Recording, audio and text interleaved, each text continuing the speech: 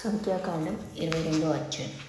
తర్వాత ఇశ్రాయేలీలు సాగి ఎరికోకు ఎదురుగా యోర్దాను తీరముననున్న మోయాబు మైదానములలో దిగిరి. సిప్పోరు కుమారుడైన బాలాకు ఇశ్రాయేలీలు అమోరీయులకు చేసినదంతయు చూచెను. జనము విస్తారంగా ఉన్నందున మోయాబీయులు వారిని చూచి మిక్కిలి భయపడిరి. మోయాబీయులు ఇశ్రాయేలీయులకు జంకిరి.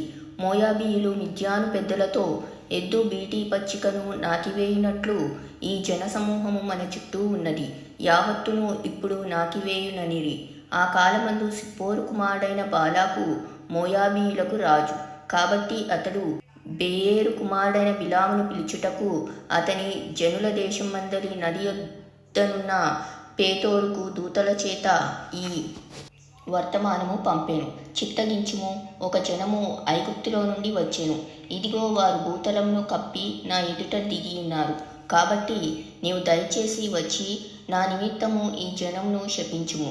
వారు నాకంటే బలవంతులు, వారిని హతము చేయుటకు నేను బలమొందుదునేమో. అప్పుడు నేను ఈ దేశంలో నుండి వారిని తోలివేయుదును. ఏలైనగా నీవు దీవించువాడు దీవింపబడుననియు శపించువాడు శపించబడుననియు నేను ఎరుగుదును.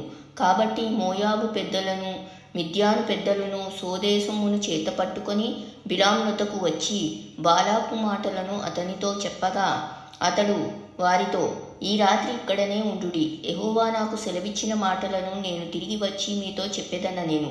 అప్పుడు మోయాబు అధికారులు బిలామునొద్ద బస చేసిరి. దేవుడు బిలామునొద్దకు వచ్చి నీ యొద్దనున్న ఈ మనుషులెవరని అడుగగా బిలాము దేవునితో ఇట్లనెను, సిప్పోరు కుమారుడైన బాలాకను మోయాబు రాజు చిత్తగించుము, ఒక జనము ఐగుప్తు నుండి బయలుదేరి వచ్చెను. వారు భూతలమును కప్పుచున్నారు. నీవు ఇప్పుడే వచ్చి నా నిమిత్తం వారిని శపింపుము.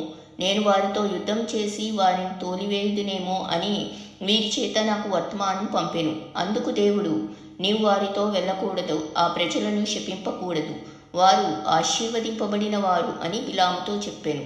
కాబట్టి బిలాము ఉదయమున లేచి బాలాకు అధికారులతో, మీరు మీ స్వదేశమునకు వెళ్ళుడి, మీతో కూడా వచ్చుటకు యెహోవా నాకు సెలవీయనని చెప్పుచున్నాడనగా మోయాబు అధికారులు లేచి బాలాకునొద్దకు వెళ్ళి బిలాము మాతో కూడా రానుల్లడాయననిరి. అయినను బాలాకు వారికంటే బహుఘనత వహించిన మరి ఎక్కువ మంది అధికారులను మళ్ళా పంపెను. వారు బిలామునొద్దకు వచ్చి అతనితో, నీవు దయచేసి నా యొద్దకు వచ్చుటకు ఏమీయో అడ్డము చెప్పకుము. నేను నీకు బహు ఘనత కలుగచేసేదను. నీవు నాతో ఏమి చెప్పుదువో అది చేసేదను గనక నీవు దయచేసి వచ్చి నా నిమిత్తము ఈ జనమును శపించుమని సిప్పోరు కుమారుడైన బాలాకు చెప్పిననిది. అందుకు బిలాము, బాలాకు తన ఇంటెడు వెండి బంగారములను నాకిచ్చినను కొద్ది పనినైనను గొప్ప పనినైనను చేయునట్లు నేను నా దేవుడైన యెహోవా నోటి మాట మీరలేను. కాబట్టి మీరు దయచేసి ఈ రాత్రి ఇక్కడ ఉండుడి.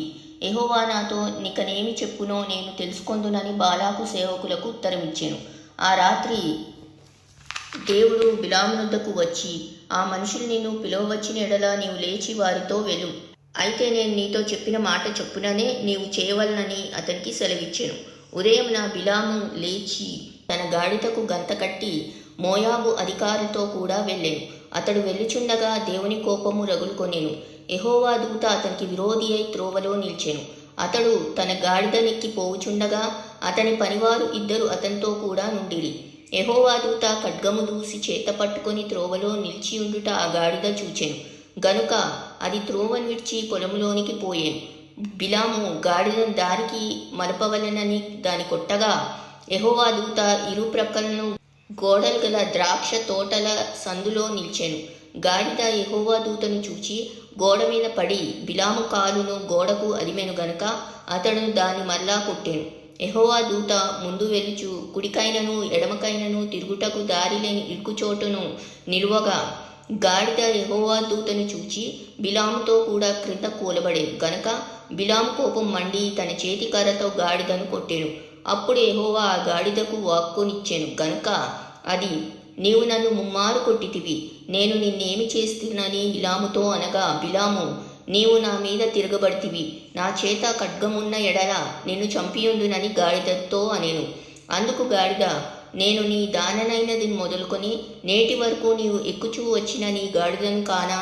నేనెప్పుడైనా నీకిట్లు చేయుట కద్దా అని బిలాముతో అనగా అతడు లేదనెను. అంతలో యెహోవా బిలాము కన్నులు తెరిచెను గనుక దూసిన ఖడ్గము చేతపట్టుకొని త్రోవలో నిలిచియున్న యెహోవా దూతను అతడు చూచి తల వంచి సాష్టాంగ నమస్కారం చేయగా, యెహోవా దూత, ఈ ముమ్మారు నీ గాడిదను నీవేల కొట్టితివి? ఇదిగో నా ఎదుట నీ నడత విపరీతమైనది గనుక నేను నీకు విరోధినై బయలుదేరి వచ్చి తిని. ఆ గాడిద నన్ను చూచి ఈ ముమ్మారు నా ఎదుట నుండి తొలగెను. అది నా ఎదుట నుండి తొలగని ఎడల నిశ్చయంగా నేనప్పుడే నిన్ను చంపి దాని ప్రాణమును రక్షించి ఉందునని అతనితో చెప్పాను. అందుకు బిలాము, నేను పాపం చేసి తిని, నీవు నాకు ఎదురుగా త్రోవలో నిల్చుట నాకు తెలిసినది కాదు. కాబట్టి ఈ పని నీ దృష్టికి చెడ్డదైతే నేను వెనుకకు వెళ్ళుదునని యెహోవా దూతతో చెప్పగా, యెహోవా దూత, నీవు ఆ మనుషులతో కూడా వెళ్ళుము. అయితే నేను నీతో చెప్పు మాటయే కాని మరేమీ పలకకూడదని బిలాముతో చెప్పాను. అప్పుడు బిలాము బాలాకు అధికారులతో కూడా వెళ్ళెను. బిలాము వచ్చెనని బాలాకు విని ఆ పొలిమేర్ల చివరనున్న అర్నోను తీరమందలి మోయాబు పట్టణం వరకు అతనిని ఎదుర్కొన బయలు వెళ్ళగా, బాలాకు బిలాముతో, నిన్ను పిలుచుటకు నేను నీ యొద్దకు దూతను పంపియుంటిని గదా, నా యొద్దకు నీవేళ రాకపోతివి? నిన్ను గణపర్చ సమర్థుడను కానా అనెను.